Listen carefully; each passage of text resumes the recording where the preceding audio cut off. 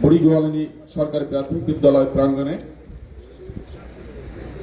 2026 সালের মধু আহরণ উৎসব আমরা শুরু করেছি।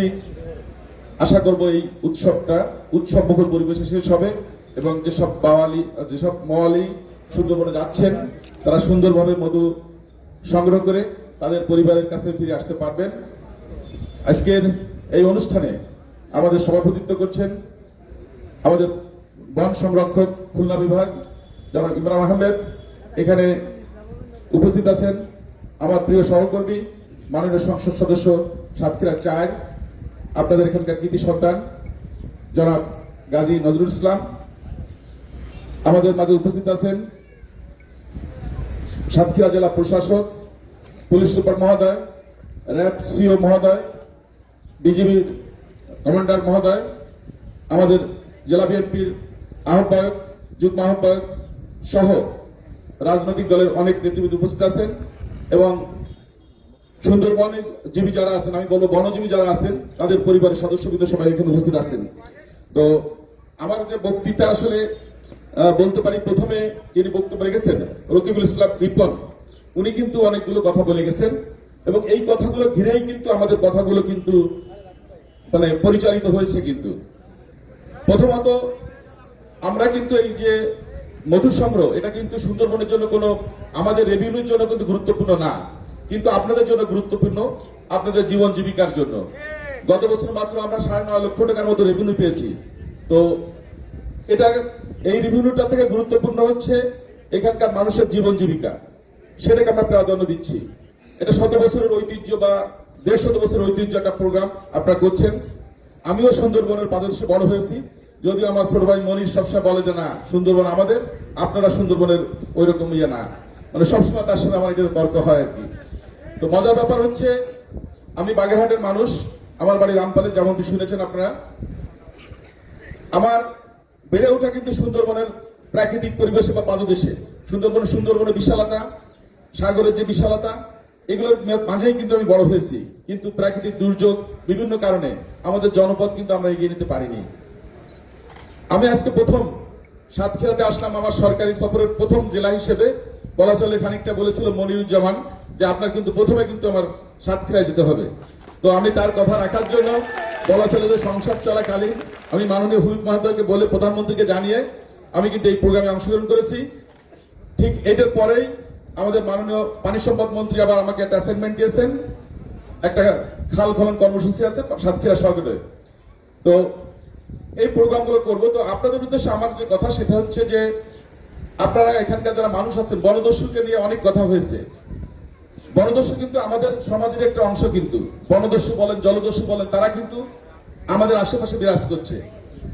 আমরা যদি সামাজিকভাবে সচেতন হই, আমরা যদি রুখে দাঁড়াই, তাহলে কিন্তু তারা টিকতে পারবে না। এখানে আমরা 500 মানুষ আছেন বনদস্যুদের বিরুদ্ধে, একটা জনপদে 2 জন 3 জন 4 জন এরকম করে লোক আছে।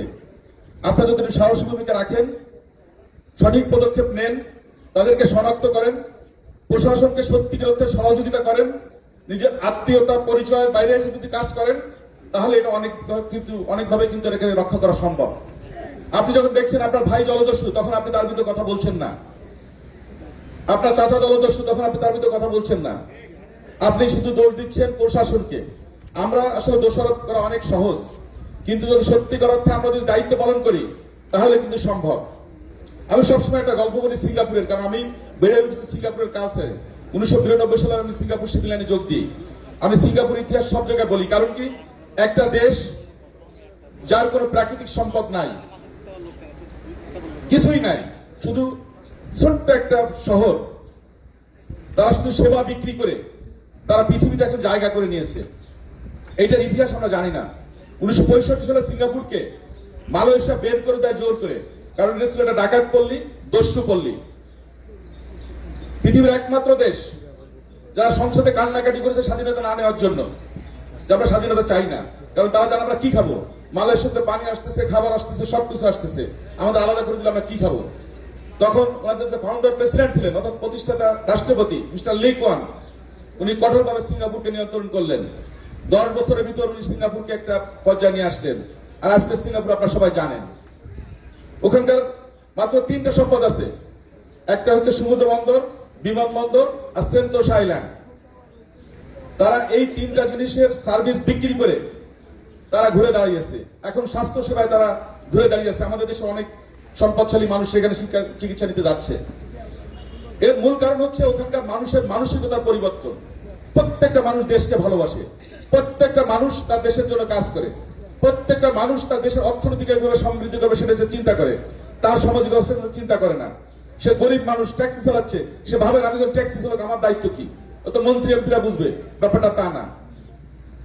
একজন রাস্তায় মানুষের সাথে কথা বলবেন, দেখবেন সে সিঙ্গাপুরকে ভালোবেসে আপনাকে একটা ভালো কথা বলবে, যে ভাই আপনি যান ওখানকার গেলে এই জিনিসটা কিনতে পারবেন, ওখানকার যান আপনি এত এত প্রাণী আছে এগুলো দেখতে পাবেন। তারা প্রত্যেকটা মানুষ তাদের দেশকে ব্র্যান্ডিং করতেছে, অর্থাৎ উন্নতির দিকে তারা নিয়ে যাওয়ার জন্য চেষ্টা করছেন। আর আমরা কিন্তু স্বজনপ্রীতি, দুর্নীতি, আত্মীয়করণ এবং আমাদের নিজেদের স্বার্থ উদ্ধার ছাড়া, ভাগ্য উন্নয়ন ছাড়া আমরা অধিকাংশ লোক মানুষ বুঝি না, কিন্তু আমি তাদের একজন। তো এই জন্যই কিন্তু আমাদের এই মূল সমস্যাটা। কিন্তু এখান থেকে বেরিয়ে আসতে হলে, সত্যিকার অর্থে বনদস্যু মুক্ত করতে হলে প্রশাসন ভূমিকা রাখবে। আমি দায়িত্ব নিয়ে বলছি, আমরা সরকার গঠন করছি 17ই ফেব্রুয়ারি। আমি 22শে ফেব্রুয়ারি খুলনা সার্কিট হাউসে র্যাব, বিজিবি, কোস্টগার্ড, নৌ পুলিশ, আমাদের সেনাবাহিনী সহ খুলনা, বাগেরহাট, সাতক্ষীরা 3 জেলার এসপি, ডিসি মহোদয়, বিভাগীয় কমিশনার মহোদয় সহ আমরা এখানে বৈঠক করেছি। আমরা সুন্দরবন জলদস্যু মুক্ত করার জন্য আমি কাজ করেছি। আমি 24 তারিখে মাননীয় প্রধানমন্ত্রীর সাথে দেখা করেছি, ওনাকে বলেছি, উনি নির্দেশ দিয়েছেন ক্যাবিনেট মিটিংয়ে স্বরাষ্ট্রমন্ত্রীকে এটা ব্যাপারে পদক্ষেপ নেওয়ার জন্য। ইতিমধ্যে আমাদের ওই বেল্ট এগুলো নিয়ে কাজ চলছে। গতকালও আমি র্যাবের, কোস্টগার্ডের মধ্যে জানতে পারলাম একজন মুক্ত হয়েছে। আমরা চেষ্টা করছি, কিন্তু সমস্যা হচ্ছে শহর কেন্দ্রিক অপারেশন অনেক সহজ, কিন্তু এই দুর্গম বনে অনেক, যেমন র্যাবের এখানে লজিস্টিক সাপোর্টের সমস্যা আছে, বিজিবিরও একটা ক্যাম্প আছে ওখানে, কিন্তু অন্য কোনো কিছু নাই। আমাদের বন বিভাগের অনেক সীমাবদ্ধতা আছে। আমি যখন মন্ত্রণালয়ের দায়িত্ব নিয়েছি আমি জানি 7-8 কিলোমিটার রক্ষা করার জন্য একজন বনরক্ষী মাত্র।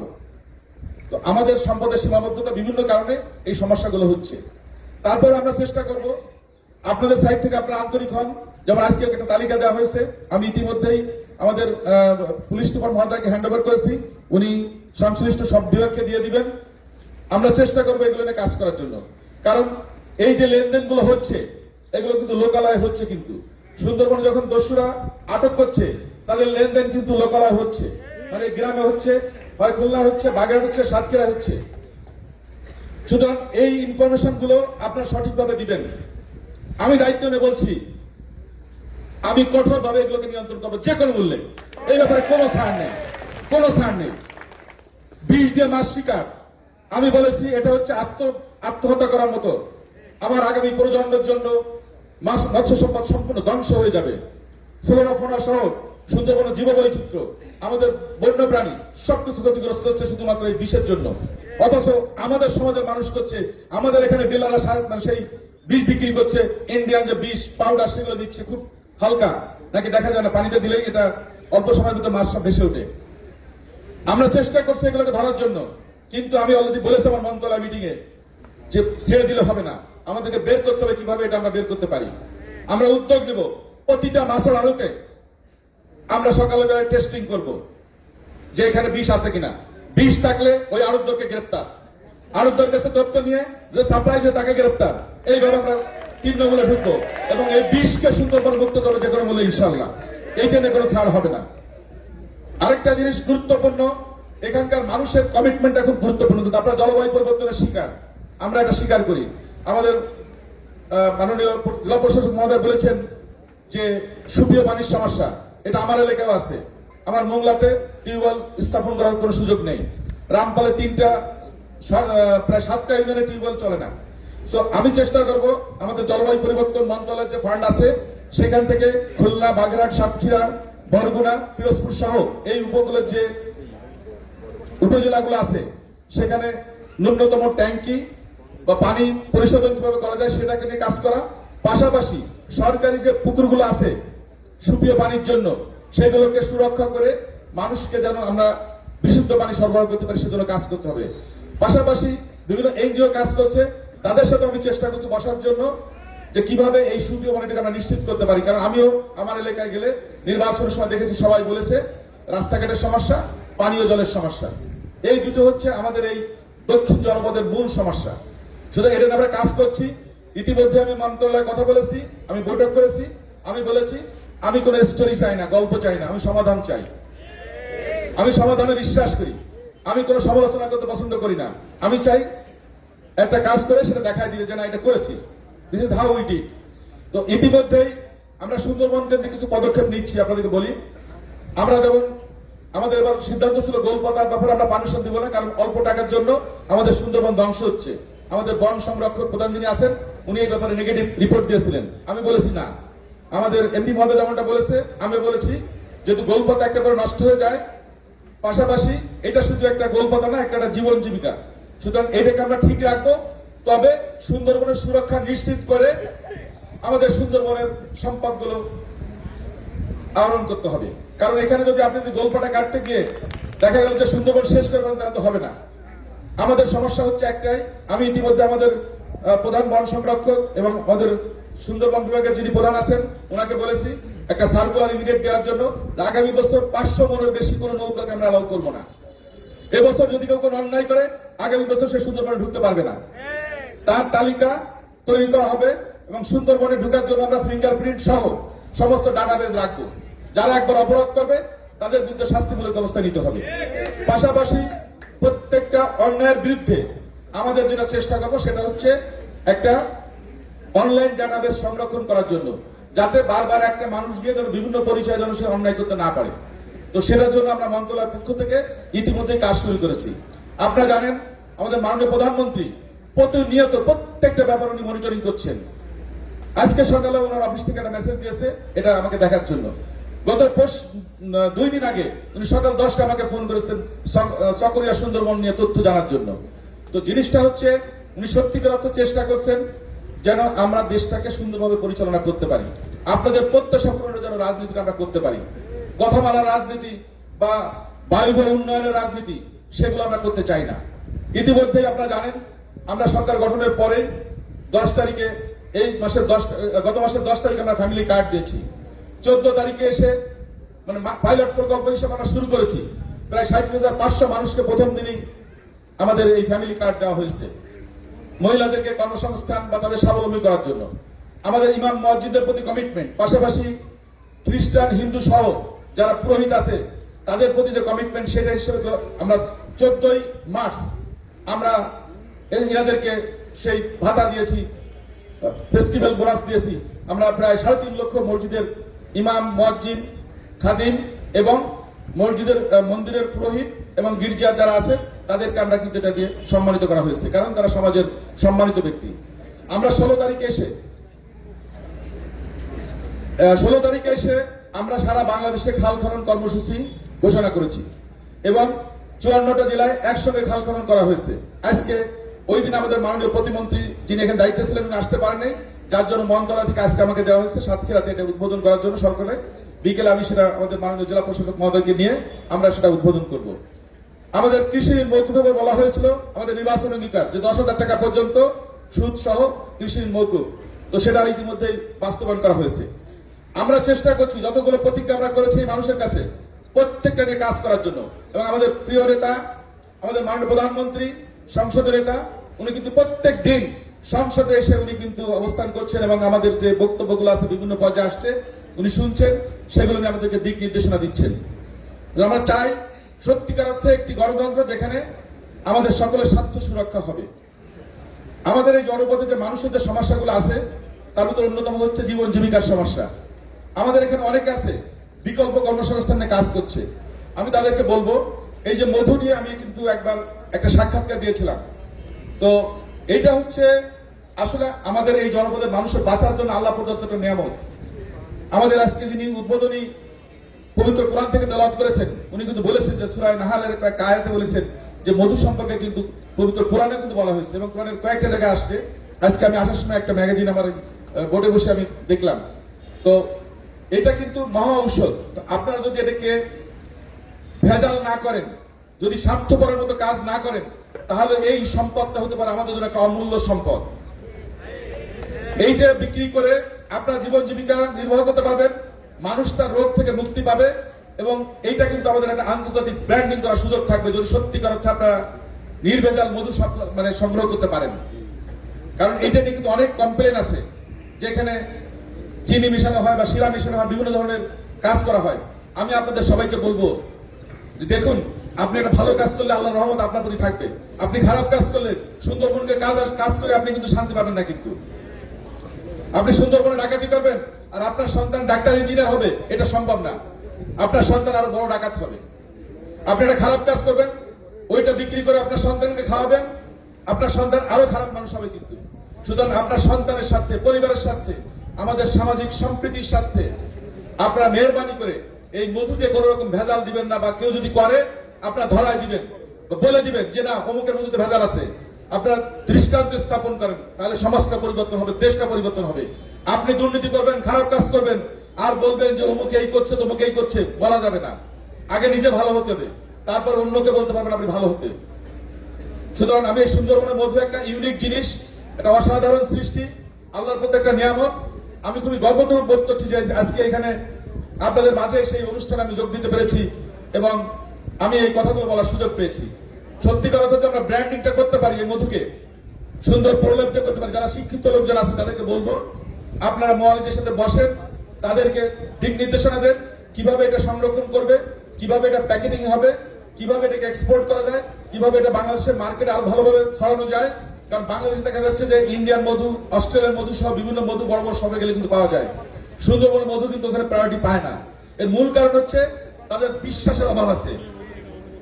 যদি সব মোয়ালিরা একজনে ডিক্লার দেয় যে আমাদের মধুতে কোনো ভেজাল পাইলে আমরা এটা পুরস্কার ঘোষণা করছি, পরীক্ষা করে দেখেন, এইভাবে করলে কিন্তু মানুষের আস্থা জায়গাটা তৈরি হবে। সুতরাং মধু বিক্রি বা মধু কেন্দ্রিক আপনাদের যে বাণিজ্য, এইটা করার আগে আপনাদেরকে নিজেদেরকে ডিক্লার দিতে হবে যে আপনি যেটা করছেন এটা 100% ন্যাচারাল বা বিশুদ্ধ মধু।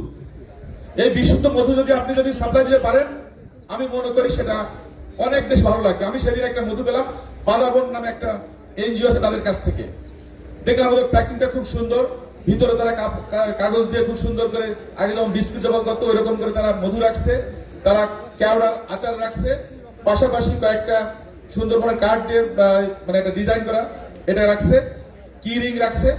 আমার কাছে ভালো লাগছে প্যাকেটটা। তো আমরা যদি এই ধরনের প্রোডাক্টগুলো আনতে পারি, আমাদের এখানে বিকল্প কর্মসংস্থান তৈরি হবে, শিক্ষিত জনগোষ্ঠী এটা কিন্তু নিয়ে কাজ করতে পারবে। পাশাপাশি শিক্ষিত যারা আছে তাদেরকে বলবো আপনারা অনলাইনে এখন বিজ্ঞাপন দেন, এখন অনলাইনে অনেক ট্রেডিং হচ্ছে।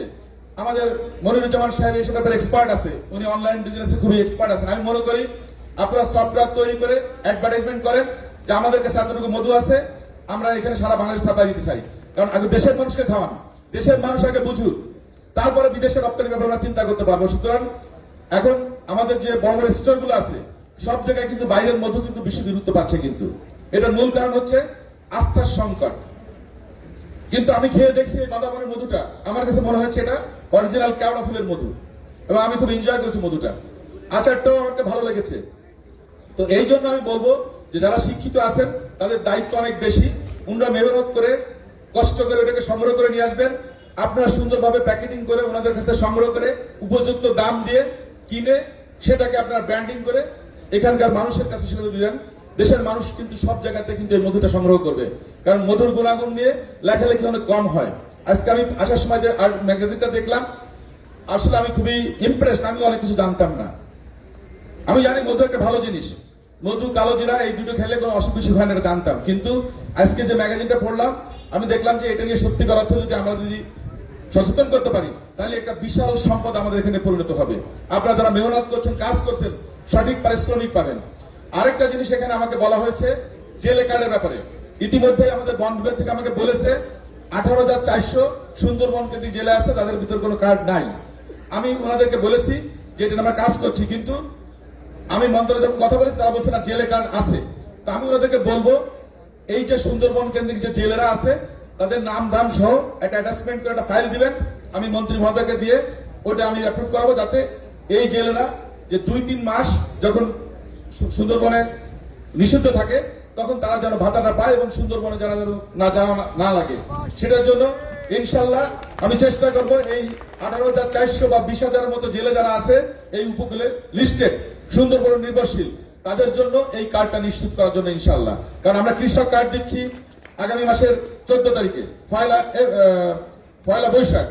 তো সুতরাং আমরা চাই কৃষকের পাশাপাশি আমাদের এলাকায় যদি জেলেরা বেশি বাস করছে বা সুন্দরবনজীবী মানুষ অনেক বেশি আছে তাদেরকে জেলে কোঠায়, কারণ সব কোটা বলবে যে সব লাগবে তাহলে আর অন্য জায়গায় কি হবে। এই জন্য আমি চাই সুন্দরবনজীবী যারা আছে জেলে কোঠায় তাদের নাম তালিকা যদি দেওয়া হয় আমরা এটা পাশ করাতে পারবো। কারণ আমাদের মাননীয় প্রধানমন্ত্রী সাধারণ মানুষের জীবন জীবিকার প্রতি অত্যন্ত সহানুভূতিশীল এবং আমি মনে করি ওনাকে এটা সঠিকভাবে উপস্থাপনা করা হলে উনি এটা দিয়ে দিবে। সুতরাং আমি আপনাদেরকে বলবো যে আপনারা সঠিকভাবে এই তথ্যপত্র সংগ্রহ করেন, তাহলে ইনশাআল্লাহ আমরা করতে পারবো। তারপরে এখানে আসছে পানি নিয়ে যে সমস্যাটা, আমাদের পানি নিয়ে সমস্যাটা আসলে এই উপকূলের সমস্যা, যেটা বলেছি আমি ইতিমধ্যে বলেছি। তারপর আমি চেষ্টা করবো প্রশাসনের সাথে আলাপ করে এটা কিভাবে সমাধান করা যায়, কারণ এটা মৌলিক সমস্যা। আমাদের মাননীয় জেলা প্রশাসক বলেছেন যে একটা নারীকেও দেখা যাচ্ছে যে 2-3 কিলোমিটার দূরে গিয়ে সেটাকে সংগ্রহ করে আনতে হচ্ছে, ইভেন কি মানে বাচ্চা সহ বা মানে প্রেগনেন্ট যারা আছে তাদেরকে এগুলো করতে হচ্ছে। সুতরাং এটা অত্যন্ত নির্মম ব্যাপার। আমরা চেষ্টা করব এটাকে নিয়ে কাজ করার জন্য। পাশাপাশি আপনাদের এখানকার যে এমপি মহোদয় আছেন ওনাকে আমি অনুরোধ করবো যে প্রত্যেকটা ব্যাপারে আপনি ডিও ইস্যু করেন, তাহলে দেখা যাচ্ছে যে এটা খুব দ্রুত ওই মন্ত্রণালয়ের অ্যাটেনশনে আসবে। তাহলে আমিও চেষ্টা করবো আপনার পাশে থেকে, যেহেতু আমি আপনাদের এখানে প্রথমবারের মতো আসলাম এবং আমার এটা প্রথম সরকারি সফর, আমার একটা ব্যক্তিগত আগ্রহ জায়গা থাকবে, আমি চেষ্টা করবো আপনাদেরকে এই ব্যাপারে সহযোগিতা করার জন্য ইনশাল্লাহ। যাই হোক, অনেক কথা এখানে আমি লিখেছিলাম, কিন্তু আমি বেশি আর বাড়াবো না কথা, কারণ ইতিমধ্যে আপনারা অনেকেই অধৈর্য হয়ে গেছেন। আর এখানকার আরেকটা জিনিস আপনাদের ট্যুরিজম, এখানে পর্যটন শিল্প নিয়ে কথা বলা হয়েছে। তো পর্যটন শিল্প কাজ করতে হলে আগে আপনাদের মানসিকতা পরিবর্তন করতে হবে। একটা পর্যটক এসে যেন এখানে মনে করে যে না, সে একটা নিরাপদ জায়গায় আসছে, তাহলে কিন্তু সে আসতে আগ্রহ প্রকাশ করবে। এখন জলদস্যু বনদস্যু ভয়, তারপরে মনে করেন লোকাল জনগণ যদি তাদেরকে ওইভাবে মানে ওয়েলকাম না করে, অ্যাকসেপ্ট না করে, তাহলে এই শিল্পকে আগানো সম্ভব না। সিঙ্গাপুর সহ যেসব দেশ উন্নয়ন করেছে এই পর্যটন শিল্পে, তাদের মূল ভূমিকা রেখেছে কিন্তু সাধারণ মানুষ, কিন্তু ওই এলাকার জনগণ। তারা পর্যটন বান্ধব একটা পরিবেশ তৈরি করেছে। একটা লোক আসবে, তাকে দেখলে সালাম দেন, সোয়াবও পাবেন, ওই লোকটা খুশি হবে যে আমি আসছে না, সালাম দিয়েছি। তো আমাদের ভিতরে একটা সমস্যা হচ্ছে কি, সবাই খালি নিজেদেরকে নিয়ে ভাবি। তো এই জন্য আমি মনে করি পর্যটন শিল্পকে যদি বিকশিত করতে হয়, একদিকে যেমন আরামদায়ক যে ব্যাপারটা সেটা নিশ্চিত করতে হবে, পাশাপাশি এখানকার সাধারণ মানুষকেও এটাকে ওয়েলকাম করতে হবে যে না, এটা আমাদের জন্য একটা আর্থিক সঙ্গতি নিয়ে আসবে। তো সুতরাং এই জিনিসটা তো করতে পারি, তাহলে পর্যটন শিল্প কিন্তু আমাদের এই দক্ষিণ বেল্টে কিন্তু বিকশিত হবে। তো সুতরাং পর্যটন শিল্প বলেন, মৎস্য সম্পদ আহরণ বলেন, সুন্দরবন কেন্দ্রিক জীবন জীবিকা বলেন, সবকিছুর মূল জিনিস হচ্ছে কিন্তু আমাদের মানসিকতা, আমাদের আন্তরিকতা। যদি আমরা সবাই মিলে এগুলো করতে পারি, তাহলে আমি মনে করি এই জনপদ কিন্তু প্রাকৃতিক ভাবে সুরক্ষিত হবে, আবার সবার কিন্তু কর্মসংস্থানের জায়গা তৈরি হবে। যাই হোক, আমি আজকের এই আয়োজনের জন্য এবং আমাকে এখানে মানে সাদরে গ্রহণ করার জন্য, আপনার কষ্ট সহকারে এতক্ষণ ধরে আমার কথা শুনলেন, সেজন্য আমি কৃতজ্ঞতা প্রকাশ করছি। পরিশেষে আমি মধু সংগ্রহ অভিযানের আনুষ্ঠানিক উদ্বোধন ঘোষণা করছি। ইনশাআল্লাহ এবছর সবাই সুন্দরভাবে মধু সংগ্রহ করে আসবে। আর পাশাপাশি আমাদের যে অভিযান যেটা বলা হয়েছে দস্যু মুক্তি অভিযান, সেটা আমি ইতিমধ্যেই আমাদের র্যাব, বিজিবি, পুলিশ প্রশাসন সহ কোস্টগার্ড সহ সবার সঙ্গে কথা বলেছি। ইনশাআল্লাহ আমরা যে কোনো মূল্যে দস্যু মুক্ত করবো সুন্দরবনকে। তবে আপনাদের সহযোগিতা সব থেকে বেশি লাগবে। আপনারা যদি সহযোগিতা করেন তাহলে এটা করা সম্ভব হবে। আমি প্রথমে বলেছি আত্মীয়তা দেখা যাবে না। একটা লোক অন্যায় করেছে, তাকে অন্যায়কারী হিসেবে দেখেন। সুন্দরবনে যে জলদস্যু বনদস্যু, তাকে সেইভাবে দেখেন। তাকে মামা, খালা, চাচা, নিজের সন্তান হিসেবে দেখেন না। ইব্রাহিম আলাইহিস সালাম নিজের সন্তানকে কুরবানি করেছিল, আল্লাহ খুশি হয়েছিল, আল্লাহ তার পরিবর্তে অন্য কিছু দিয়েছিলেন কিন্তু হযরত ইব্রাহিম আলাইহিস সালাম। তো আপনাকে প্রয়োজনে আপনার নিজের আত্মকে কুরবানি করতে হবে, তাহলে এটা করা সম্ভব হবে।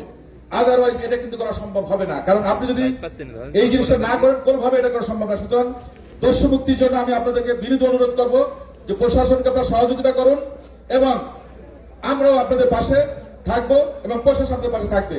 আর বর্তমান সরকার আপনাদের যে প্রত্যাশা, সেই প্রত্যাশা পূরণের রাজনীতি করার জন্য প্রস্তুত আছে। ইনশাআল্লাহ আমরা আপনাদের প্রত্যাশা পূরণ করব।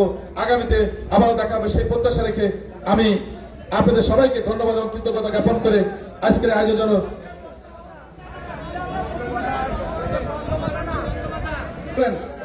আপনাদেরকে আমি একটা কথা বলি, অভয়ারণ্য করা হয়েছে আমাদের প্রাণ প্রকৃতি রক্ষা করার জন্য। এটা মূলত হচ্ছে আমাদের বাঘ সহ অন্যান্য প্রাণী যে আছে এদের নির্বিঘ্নে চলাফেরা প্রজনন সহ অন্যান্যগুলো করা হয়েছে।